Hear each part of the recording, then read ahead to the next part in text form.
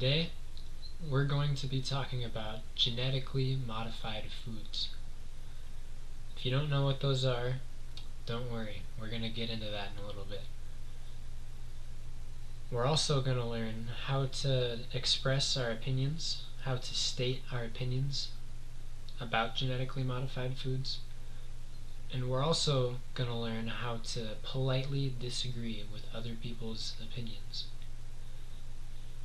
Now, having said that, by the time we finish today's lesson, you'll know more about genetically modified foods, how are they good for humanity, and how are they bad for humanity. And you'll also know how to state your opinion on how you feel about genetically modified foods. And you'll also know how to politely disagree with somebody else's opinion. Let's begin by defining what genetically modified foods are. Genetically modified foods are plants and animals that have been changed by humans. Now, how are they changed? They're changed so that these plants and animals are more useful for humans to use and eat. Now, what exact changes are we talking about? I have one example in this picture. You see two fish in this picture, a small fish and a big fish. The small fish is an 18-month-old coho salmon. It's very small compared to the fish above it, right? Turns out the large fish is also an 18-month-old coho salmon. The only difference is that the bigger fish had its genes or DNA modified so that it would grow bigger, faster, and stronger than it would otherwise. Now, let's talk about some of the benefits of genetically modified foods. One benefit, just as we saw in that picture, is that by modifying foods, plants and animals, we can increase the amount of food produced. We can make fish grow bigger, we can make corn grow bigger. This could be helpful for feeding the starving people of the world. It also could make food cheaper. Another benefit of genetically modified foods is that we have the potential, or we are able to change plants so that they grow with medicines and vitamins inside of them. This could decrease the cost of medicines and vitamins globally.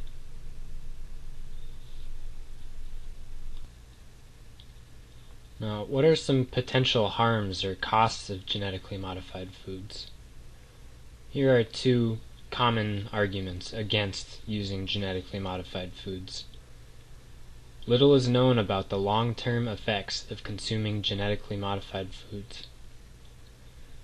Humans haven't been modifying the DNA of plants and animals for very long. This is a very new thing. There's little history to look at for what potential side effects might be of eating these foods that we change. Some people think that we should research the effects of consuming genetically modified foods more before we actually eat them. People are also concerned about how genetically modified foods might affect the environment. When we modify foods, we'll grow one type of crop instead of growing many types of crops. This could cause change in the environment, and we don't know exactly how it might change the environment. So now we know a little bit more about what genetically modified foods are and what costs and benefits they might have for humans. Now, upon knowing this, let's form an opinion on genetically modified foods. What do you think about them? Do you think we should use them, or do you think we shouldn't use them? So whenever we are expressing our opinion, usually we use sentences that begin with these words. I think that genetically modified foods are, or I believe that genetically modified foods are, Now we need to decide whether we like using them or not. So I think that genetically modified foods are good for humans because they can feed starving people. So notice we use this construction, and then we say whether we think they're good or bad, and we give a reason.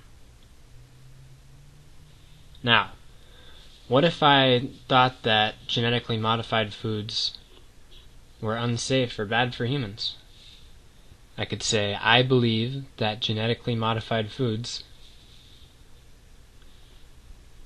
are bad for humans because little is known about the long-term side effects.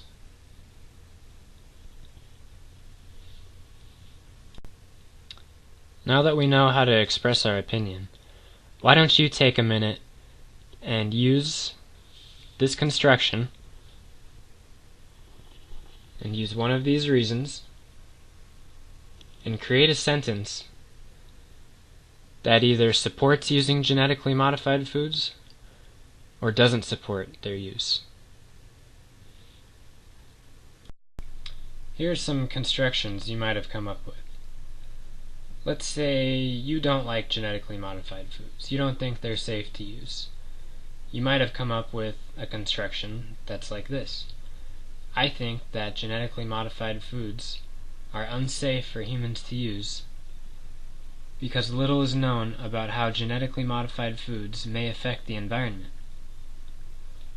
Perfect opinion. Now let's say you think we should use genetically modified foods.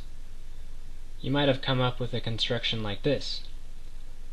I believe that genetically modified foods are good for humans because it creates plants that contain medicines and vitamins. So now we know how to express our opinion about genetically modified foods. So let's look at my opinion. I think that genetically modified foods are good for humans because they can feed starving people. That's great. Now, what if you disagree with me? What if you think, no, the costs offset the potential benefits? You think that we shouldn't use them because they're unsafe. How would you respond to my opinion? So, here's an example.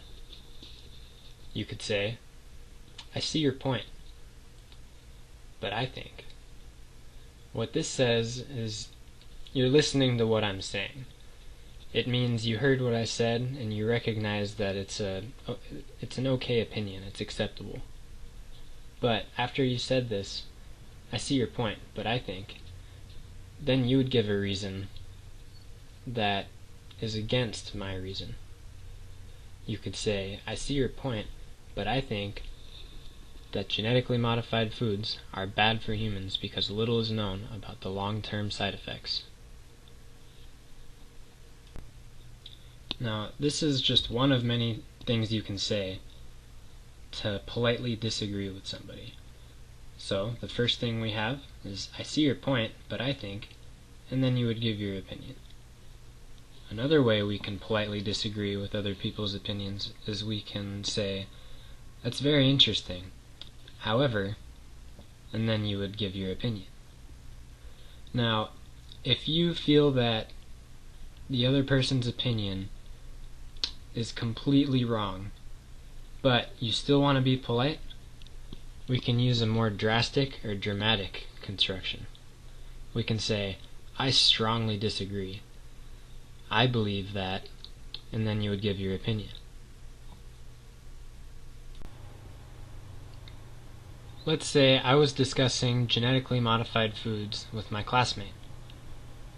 We had opinions that differed. They weren't the same. His opinion was that genetically modified foods are good for humans because they can feed starving people. Now I disagreed with this, but I wanted to remain polite so we could carry on our conversation.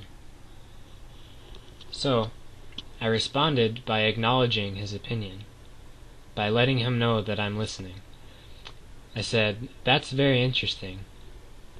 However, I think that genetically modified foods are bad for humans because little is known about the long-term side effects of consuming them. Now, let's say you were in my shoes and you had a classmate that believed that genetically modified foods are good for humans. Let's come up with the reason why you think that they aren't good for humans and use this construction to create your response to your classmate. So, let's look at some possible responses you could have come up with to argue with your classmate. So your classmate thought that genetically modified foods are good for humans because they can feed starving people. Now, you might have had the same reason as I did before and said they're not good because little is known about the long-term side effects. Or you could have come up with this construction. That's very interesting. However, I think that genetically modified foods are bad because little is known about how they might affect the environment. Great, you gave a reason, and you were polite about disagreeing with your classmate. Now remember, we can say other things besides, "That's very interesting." However, we could also say, "I see your point, but I think..." And if you strongly disagree with your classmate, we can use this construction. I strongly disagree. I believe that... Although this lesson is short, we've covered a lot of material. Let's review what we've talked about. So, we defined what genetically modified foods are. That being, genetically modified foods are plants and animals that have been changed by humans. And these changes are made so that plants and animals are more useful for humans. We also looked at some of the benefits of using or consuming genetically modified foods. One benefit is that using genetically modified foods increases the amount of food produced throughout the world. We can also create plants that naturally contain medicines and vitamins. Now let's look at some bad effects or costs of genetically modified foods. Little is known about long-term side effects of consuming genetically modified foods.